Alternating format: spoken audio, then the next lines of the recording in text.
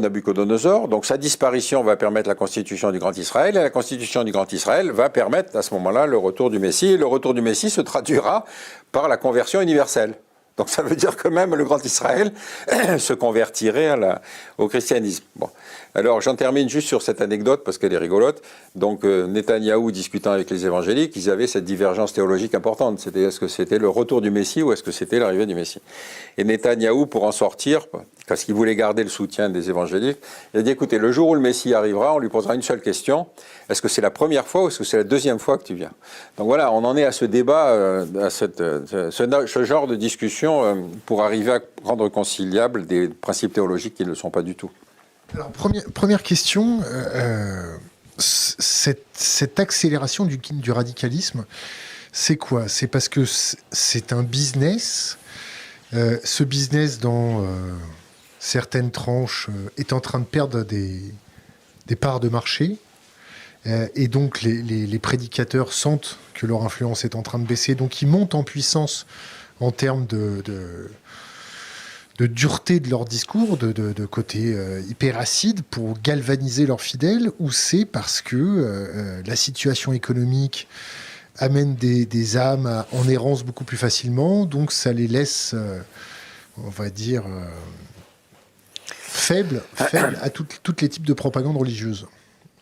Oui, c'est une question, effectivement, c'est une question importante et à laquelle il est très difficile de répondre parce que même si ces radicalismes ont tous cette poussée extraordinaire avec les traductions de violence de toutes les formes que ça va adopter, depuis l'attentat terroriste jusqu'au bombardement, il y a un mélange à la fois de causes génériques et de causes particulières. Par exemple, tu vois bien que les évangéliques, par exemple, sont des gens qui, avec Trump a constitué un conseil évangélique autour de lui, avec tous les gens qui avaient approuvé la guerre d'Irak. Donc on boucle avec Bush, tu vois, qui lui-même était un reborn Christian, pour aller faire la guerre à Al-Qaïda, à Ben Laden, qui était un reborn muslim. C'est-à-dire ce phénomène, tu vois, de ces gens qui adhèrent à cette pratique religieuse, c'est que tout à coup, cette conversion à ce radicalisme est une conversion qui marque une nouvelle naissance.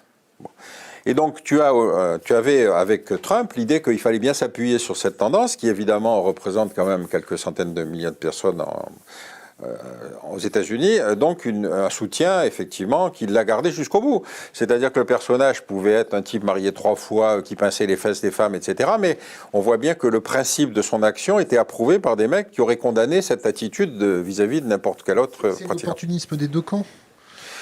Oui, mais en même temps, tu vois bien que dans le cadre de l'islam, on a effectivement un phénomène qui prend sa naissance sous la colonisation, et donc qui va commencer avec l'apparition des frères musulmans, et puis qui ensuite, sous l'action notamment de la diplomatie religieuse de l'Arabie saoudite, va se transformer en salafisme, c'est-à-dire des gens qui disent la seule bonne période de notre histoire, c'était l'époque des salafs, des compagnons du prophète, et c'était la seule véritable pratique religieuse acceptable. Pourquoi c'est sorti d'Arabie Saoudite? Pour une raison très simple, c'est que l'Arabie Saoudite n'a jamais été colonisée, c'est-à-dire la partie centrale, le Nedjaz, le grand désert du centre, n'a jamais été colonisé. Les Turcs occupaient effectivement la bande ouest où il y avait les lieux saints, et puis les Anglais ont commencé à coloniser sur la côte est, et en particulier le Koweït, enfin bref. Intéressés par le pétrole, les autres intéressés par l'Empire ottoman sur la maîtrise des lieux saints. Bon.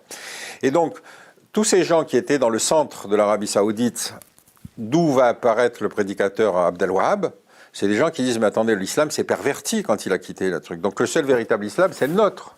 XIIIe siècle.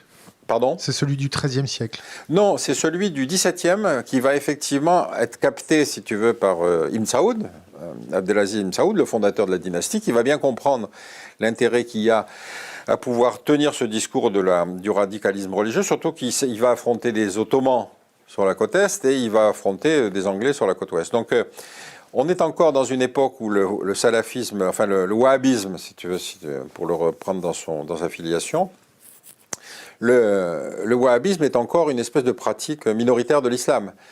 Pourquoi? Parce que les Saouds ne sont pas des descendants du prophète, et donc il leur faut une légitimité religieuse qui va leur être donnée par ces prédicateurs qui vont dire le seul véritable islam, c'est le nôtre. Et rappelez-vous que quand on a cet épisode de Laurence d'Arabie, c'est-à-dire quand les Anglais pensent utiliser effectivement le nationalisme arabe pour chasser les Ottomans, Laurence d'Arabie négocie avec le shérif de la Mecque, qui est en fait un des descendants du prophète. Donc pour lui, la création de la grande nation arabe se ferait avec une espèce de discipline religieuse qui aurait sa filiation avec le prophète. Mais en fait, bon, les Anglais, grands colonisateurs, décident que finalement la nation arabe, ce ne sera pas pour cette fois-ci. Et donc, ils vont laisser dans un profond désarroi, c'est les gens qui avaient la légitimité.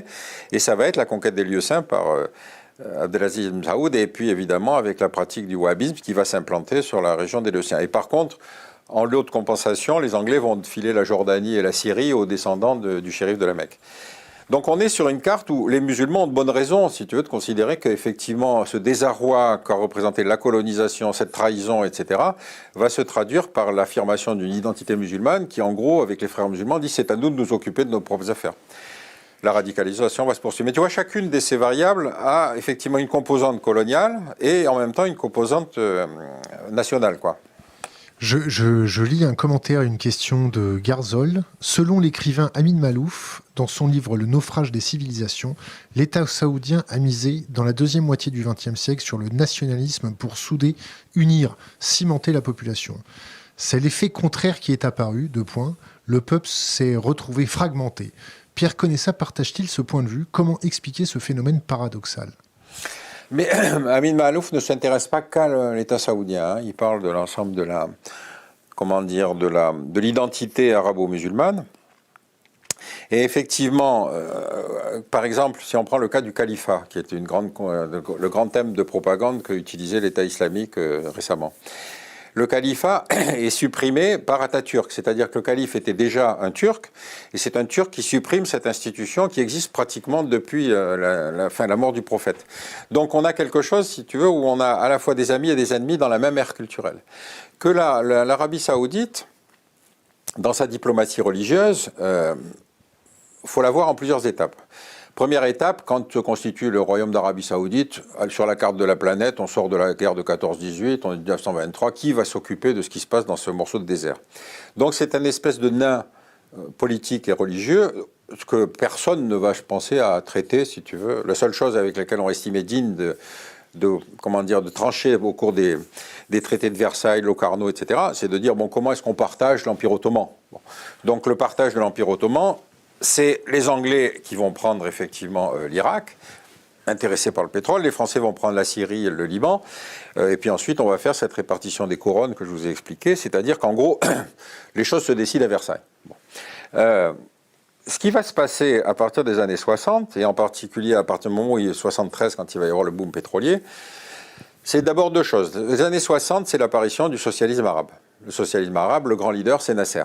Et Nasser dit tout simplement, il dit les Arabes, au lieu de s'occuper d'Israël, il ferait mieux de s'occuper des pays du Golfe. En gros, il y a du pognon, il y a du pétrole, etc. Donc, pour les Saoudiens, 2 choses. D'abord, l'ennemi, c'est Nasser, et c'est le socialisme arabe. C'est une des raisons, si tu veux, pour lesquelles ils ont combattu contre Saddam, contre Assad, etc.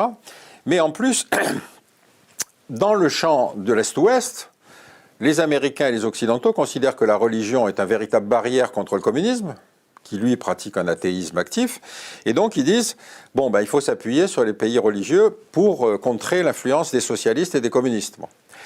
Et donc le premier axe de développement de la diplomatie religieuse de l'Arabie Saoudite, ça ne va pas du tout être en Europe, ça va être pour empêcher la diffusion du socialisme arabe en Afrique, et donc l'essentiel de ces jeunes qui vont attirer à l'université islamique de Médine, c'est pour monter une politique anti-nassérienne. Quelques exemples, quand Nasser constitue la Ligue arabe, les Saoudiens continuent la Ligue islamique mondiale. Donc tu vois, c'est pas le même champ géographique. L'université la plus réputée de cette époque, c'est l'université Al-Azhar, et qui attirait effectivement des jeunes étudiants en théologie, mais avec le niveau de vie de l'Égypte, ils attiraient ce qu'ils pouvaient. Par contre, les Saoudiens créent l'université islamique de Médine, et là, ils promettent aux jeunes d'avoir une bourse, d'avoir une chambre, etc. Donc ils attirent le flux vers eux. Et on estime que les Saoudiens, donc dans une période qui doit s'étendre depuis les années 50 jusqu'à 1980, ils ont formé à peu près 30 000 mecs, 30 000 types. Alors ce qui est intéressant, c'est que dans le contrat de bourse, il leur était imposé de retourner faire de la prédication. Ils ne pouvaient pas demander la nationalité saoudienne. On ne va même pas déconner, quoi. On va pas... Et donc un de ces types qui est très intéressant, qui occupe aujourd'hui le champ de l'actualité, c'est le patron des musulmans du Mali, Mahmoud Dicko, qui est un type qui a été formé à Médine. Et c'est un type qui a refusé de condamner l'attentat terroriste contre le Radisson Blu, dans lequel des Occidentaux ont été tués. Parce que pour lui, c'est soit l'explication, c'est la faute de la colonisation, soit c'est la faute des mécréants.